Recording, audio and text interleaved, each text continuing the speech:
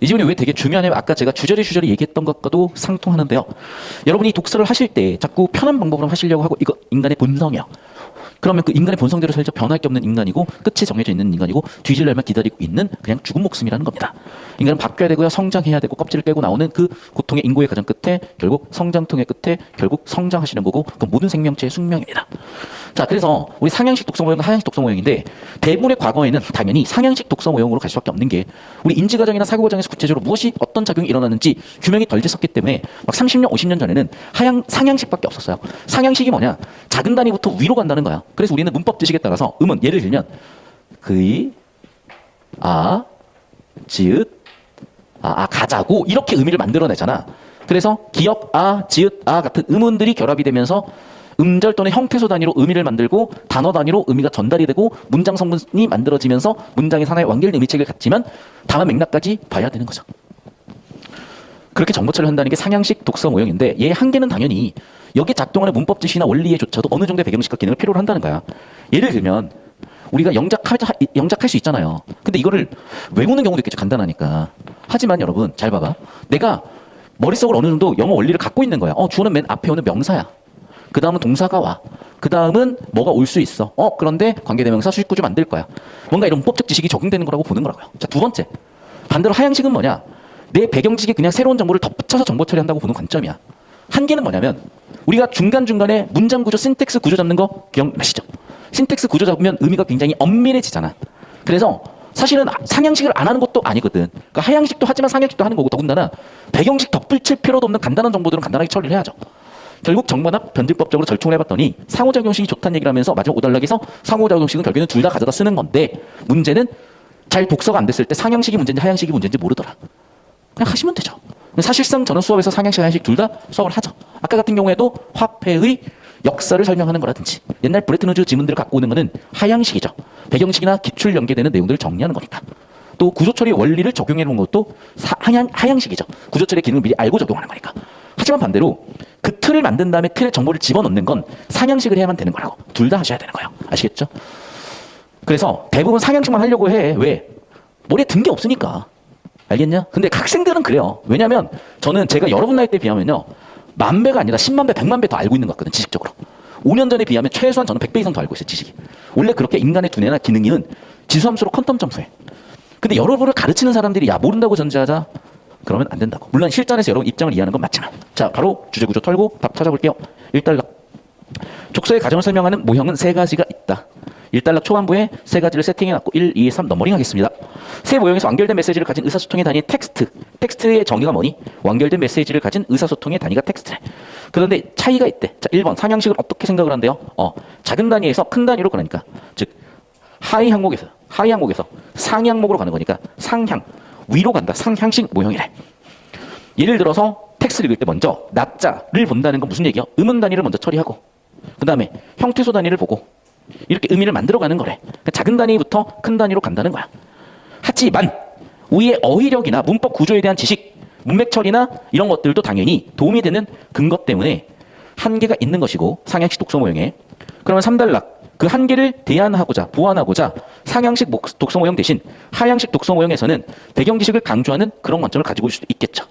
그래서 뭐냐 결국에는 이미 독자가 가지고 있는 가정이나 추측에서 비롯되는 의미 구성이라고 본다는 거예요.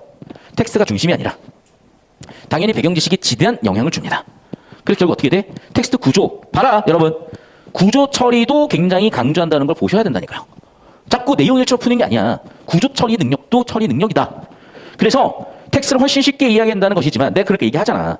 아직도 내 진짜 짜증나 죽겠는 게 도대체 언어 영역은 언제적 시험입니까? 아니 아직도 학력고사 얘기할 거야? 옛날에 1960년대요. 중학교 입시가 있던 시절에 난리가 났던 적이 있어. 다음 중 여수로 만들 수 없는 것은. 거기에 뭐 무가 있었던가 그래갖고 막 엄마들 와가지고 옆 갖다 붙이면 야 이거 무로 만든 여신이니까 씨발 여신아 먹으라 이러면서 난리를 쳤다고. 야 그 시절 얘기를 니네한테 하면 알겠니? 나도 몰라요. 그런데 언어 영역이 도대체 언제적 시험이야? 근데 아직도 언어 영역이 어떻고 저쩌고 과도한 배경지시고 지랄이고 나발이고 아니 제발 좀 진짜 좀 아가리 좀 하세요. 내가 뭘 아니? 몰라. 정치에 대해서 알갈바지 않아요. 그러니까 모른다니까. 제발 수능에 대해서 모르시면 좀 조용하셔야 돼. 여기도 마찬가지예요. 지금 텍스트 구조 처리 내용 처리 하나잖아. 도움이 된대잖아. 제발 좀 하세요.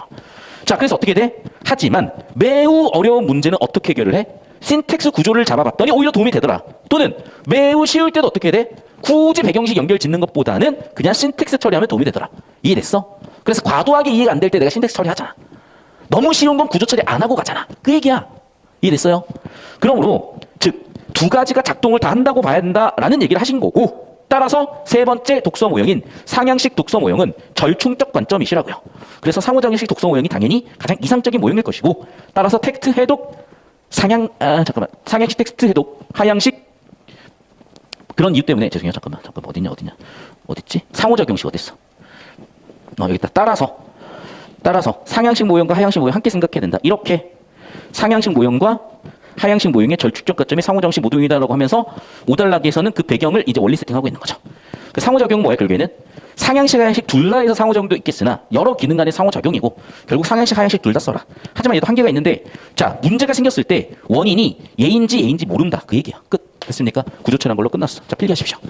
자, 그래서 우리가 수학 문제풀이 과정을 선생님 문제풀이 보면서 따라가는 게 가장 효율적 학습이듯이, 때때로 선생님이 해거나 내가 훨씬 더 편한 방법이 있으면 그걸 여러분이 취사 선택하실 수 있겠지만 큰 틀의 차이는 없다는 측면에서 얘도 큰 틀의 차이는 없으니까 이렇게 하시고, 아니요 그냥 이렇게 하세요. 수능 국어에서는 저만한 폼이 한 명도 없으니까 그냥 이렇게 하시는 거야, 여러분. 수학은요, 고수들이 뒤지게 많습니다. 수학은 알아서 그 고수들 취사 선택하시고, 국어만큼은 그냥 이렇게 하시는 거 말고 다른 방법 없으니까 더 좋은 거 있으면 가져오세요. 저도 배웁시다. 저도 좀 배우고 싶어요. 배울 게 없어요, 지금. 자, 1번 문제부터 보겠습니다. 기억리을에 대한 설명이요. 상향식 독서 모형과 하향식 독서 모형의 정의. 당연히 주제를 물을 수밖에 없는 거고, 독서의 과정을 텍스트 중심으로 생각하며 독서의 과정을 독자 중심, 즉 배경지식 중심으로 생각한다. 맞죠? 1번 괜찮고. 2번 선지. 독서의 과정에게 텍스트 해독은 니은에서는 독서의 과정에 포함하지 않는다고. 있긴 있는데 중요도 차이 아니었냐? 아예 유무가 아니라 중요도 차이였던 것 같다. 정답 2번 끝이죠. 자, 2번 문제 볼게. 동일한 나자들로 구성된 아비저, 아버지를 읽을 때, 아버지라고 읽었는데 첫 번째. 의미를 쉽게 떠올릴 수 없는 아비저보다 의미를 쉽게 떠올리는 아버지가 더 쉽게 인식이 된다. 이게 무슨 얘기를 하는 거지? 무슨 얘기죠? 이게 상향식이란 얘기야? 하향식이란 얘기야? 잘 모르겠어. 2번 선지. 사자, 의사, 호랑이, 간호사. 단어 짝지어 제시할 때 사자, 호랑이, 의사, 간호사가 더 속도가 빠르다. 그렇지. 왜? 얘는 관련성이 전혀 없는 애들이잖아. 관련성이 전혀 없는 애들에서 관련성이 있는 애들을 비교해봤을 때 관련이 있을수록 속도가 더 빠르다는 거는 결국에는 우리는 관련이 있다는 걸 미리 알고 있으니까 배경지식을 관정하는 강점이죠. 그럼 얘는 결국에는 하향식 독서 모형이 되겠죠. 배경지식을 가지고 아래로 뿌리는 거니까, 내리는 거니까. 3번. 손이라는 거는 중의성을 갖는다. 단어 뜻을 알아야 되는 거니까 하향식 배경식인 것 같기도 하고. 그는 이번에도 음식을 푸짐하게 차렸다는 문장이 앞에 있으면 명확 의미로 해석이 된다. 이것도 좀 헷갈리는 게 왜 그러냐면, 문장이 앞에 있으니까 그걸 바탕으로 보겠다, 텍스트 중심으로 읽겠다는 상향식도 있는 것 같거든요. 좀 헷갈리네. 자, 그럼 1번 선지부터 볼게. A는 독서를 작은 단위에서 큰 단위로 해석해 나간다. 봐봐. 작은 단위에서 큰 단위로 가니까 윗상향이죠. 근데 그거를 반박할 수 있대. 즉 하향식이라고 보겠대. 즉 배경지식 가지고 정보에 적용하거나 덧붙이는 과정으로 보겠대. 그런가? 아하, 보세요. 의미를 쉽게 떠올릴 수 있냐 없냐에 따라서 인식이 된다. 의미를 쉽게 떠올릴 수 있다. 즉 배경지식이 있다. 맞잖아. 아비저나 아버지나 문법 구조상에서는 차이가 없잖아요. 어차피 얘네 형태소고, 어차피 얘네 의문의 나열이잖아. 그러니까 즉 무슨 얘기야? 그러네. 상향식에서는 자, 의문 단위를 만들어서 상향을 해갈 건데 여기서는 차이가 안 보이고, 반면에 아비저란 단어는 없지만 아버지란 단어는 있잖아. 그럼 우리는 이 단어를 근거로 얘가 틀렸나 맞았나가 돼. 그러니까 고민이 들어가니까 당연히 시간 지연이 생기는 거죠. 반면에 얘는 바로 보자, 시간 지연 없이 바로 인식이 가능하잖아. 왜? 머릿속에 이미 있는 지식이니까. 즉 배경식이 있는 경우는 훨씬 쉽게 인식이 된다는 얘기잖아. 됐어? 따라서 하향식 배경식을 강조한 관점이니까 정답 1번 선지 설계가 그렇다면 이해가 되겠죠. 설명을 따라와라. 자꾸 내용 일치로 쉽게 풀려고 하지 말고, 오히려 그게 어려운 풀이야. 오히려 안 되는 풀이고. 나머지는 방금 설명 바탕으로 보시면 다 판단되실 거니까 넘어가겠습니다. 자, 3번 문제 볼게요. 윗글 바탕으로 이해한 내용. 다음 글이 무엇을 설명하는지 읽어보자. 이는 간단하다. 우선 물건을 여러 항목으로 분류하는데 때로는 한 목록으로 가능하고, 중요한 건 3번의 많은 물건을 함께 처리하면 안 된다는 것이다. 자, 여기서 물건은 제가 봤을 때는 결국에는 정보로 비유된 것 같다. 이해됐어? 지금 정보 처리 과목이 국어잖아. 정보 처리의 기능과 정보 처리의 방법을 묻고 있겠지. 갑자기 물건을 분류하겠어요? 그래서 정보 처리에 대한 얘기인 것 같다. 차라리 조금씩 처리하는 것이 낫다. 앞서 언급한 것은 별로 중요하지 않은 것 같지만 이를 주의하지 않으면 문제가 발생한다. 이를 목적은 생활의 한 부분을 결국 알아둬야 된다. 미래에 일하지 않더라도 미래에 알 수 없고, 일이 끝나면 다시 물건을 여러 번 분류해야 된다. 즉 무슨 얘기야? 정보를 분류를 잘 해라. 그 얘기를 계속 반복하고 있죠. 이 글은 어려운 단어나 문장이 사용되지 않았으면 독자가 글을 이해하기 어려운 내용을 기억하기 힘들다. 하지만 세탁기에게는 제목을 알고 있으면 쉽게 글을 이해할 수 있다. 이 도대체 무슨 얘기를 하고 싶은 거지? 이 얘기인 것 같아요. 봐봐. 어려운 단어나 문장이 사용되지 않아서 이해를 하기 힘든 이유는 왜 그러냐면, 뭔가 문자 해독 차원의 치중을 하면 그렇게 되는 것 같고, 자, 반면에 봐봐. 우리가 세탁기 사용에 대한 글이라고 보면은, 맞지? 우리가 세탁기를 사용해본 뭐가 있어? 경험이 있죠. 배경 지식이 있죠. 경험과 배경 지식이 덧붙이면 우리가 이미 겪었던 일이니까 훨씬 알고 있던 정보가 회상이 인출이 더 쉽게 된다는 거야. 그런데 그 연결고리 없이 들어가니까 문자 해동만에 치중해버리니까 무슨 얘기를 하는 거지라고 처리가 안 됐지만 경험이나 배경 지식에 관련져 주니까 처리가 훨씬 잘 됐다. 즉 하향식에 대한 강조하는 내용이었던 거죠. 상향식보다는. 이해됐어? 아, 그냥 듣고 이해하면 돼. 너희가 적분을 처음 배우면 그냥 듣고 이해하면 되지. 선생님 뭐 그거 어쩌고 저쩌고 그럴 이유가 없어. 그 박사 하실 때 하세요. 그럼 박사 하실 때. 자, 그럼 1번 선지 봐. 텍스트에 대한 이해가 제대로 이루어지지 않는다면 그 원인을 단어 해독하는 능력이 있다. 아니, 지금 이거는 상향식 독성 오형 기준이잖아. 우리 지금 하향식 독성 오형을 찾아야 되는 거고. 2번 선지. 독자가 텍스트를 이해하는 데 사용될 여러 기능 간의 상호작용식 모형이잖아요. 근데 상호작용을 썼더니 오히려 얘가 문제가 된다. 아, 자꾸 이런 얘기 할래? 이상한 얘기? 자, 3번 선지. 텍스트 문장 구조가 복잡하지 않은데 해석이 어렵다면 부분을 나눠 해석을 해라. 이것도 지금 결국에는 하향식 아니에요? 상향식 아니에요? 3번 선지. 독서를 할 때는 배경 문단 의미를 단순히 해독하는 것이 아니라, 즉 상향식이 아니라 뭐 하래? 하향식 하래. 정답 4번 끝났네. 그러면 무슨 얘기인지 알겠냐? 이게 독서 이론이라는 거야. 우리가 수열 문제를 보면 수열 문제를 풀듯이 이렇게 하는 거야. 자, 필기하시고 잠깐 따라오세요. 우리가 정석 같은 옛날 책들이 좋은 점도 있지만 아주 나쁜 점들이 있는 게 대표적으로 이런 겁니다. 예를 들면 이런 거. 1, 2, 3, 4 여기 올 건 뭐죠? 여러분이 수능을 치시고 있다면 무조건 여기다 5라고 쓰셔야 돼. 선생님 아닐 수도 있잖아요. 맞아.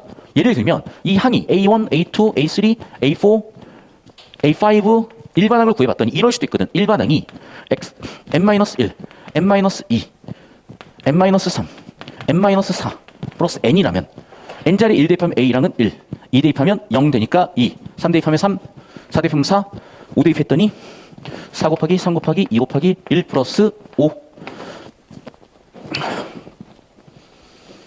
29 나오죠. 그러면 맞니? 근데 이렇게 써주면 되게 대단한 것 같잖아요. 이게 개띨빡한 거야. 왜 개띨빡한 거냐면 내가 얘기했지. 수학은 무슨 학문이라고? 논리학이라니까요. 논리의 도구야. 전제가 참일 때 엄밀하게 참인 결론을 100% 끄집어낼 수 있는 사고 방법을 연습하는 거라니까. 그러면 뭐가 중요한 거야? 전제가 중요하다고. 근데 우리가 배우는 수열의 전제는 딱 2개만 배워요. 뭐와 뭐? 그 규칙성이 등차 수열과 등비 수열만 배우는데 아니 이딴 걸 왜 차고 자빠졌냐고요. 병신들이. 무슨 말인지 알아? 애당초 이거는 위배되어 있는 거야. 논리적으로. 왜? 우리의 시험은 범위 내에서 출제한다가 원칙이야. 즉 우리의 논리의 범주 밖의 걸 다루고 있잖아. 다시 한 번 간다. 그래서 국어도 마찬가지라는 거예요. 지금 이 지문의 주제 또는 독서 이론에 따라 보면 우리가 여기서 확인할 정보는 딱 3가지야. 1번 상향식 독서 모형, 2번 하향식 독서 모형, 3번 상호작용식 독서 모형. 그럼 보기에서 강조하고 있는 건 뭐니? 세탁기라는 배경식과 경험을 줬더니 훨씬 정보가 쉽게 처리가 된다지. 배경식을 줬다 쉽게 처리된다. 그게 뭐라고? 하향식이라니까. 그러면 상향식, 하향식, 상호작용식으로 지문 주제 구조에 따라서 정보 분류했더니 정답 4번 툭 하고 튀어나오는 건데 자꾸 도대체 이상한 문제풀이를 이상하게 놓고 그게 맞다 틀리다 하고 있으면은 미련하고 띨빡한 짓이라니까. 그냥 정답은 정해져 있는 거고 그 정답 찾아가는 방법을 그냥 배우는 것뿐이야. 왜? 인류는 어마어마하게 이미 발전을 했고 그 끝을 따라가기만 해도 여러분의 학사 과정으로 부족할 수가 있거든. 그래서 지금 이 단계에서는요. 창의성이고 지랄이고 나발이고 없어요. 창의성 언제 필요한 거냐? 정확하게 박사하실 때 필요한 거야. 여러분 창의성도 생각을 해봐. 내가 축구를 그러면 창의적으로 한다고 손으로 들고 뛰면 되니? 늘 안에서 가능한 창의성이라고. 다시 한 번 말씀드리지만 제발 여러분이 이미 여러분 선배들이 만들어 온 것까지 정확하게 이해하신 다음에 가셔야 돼요.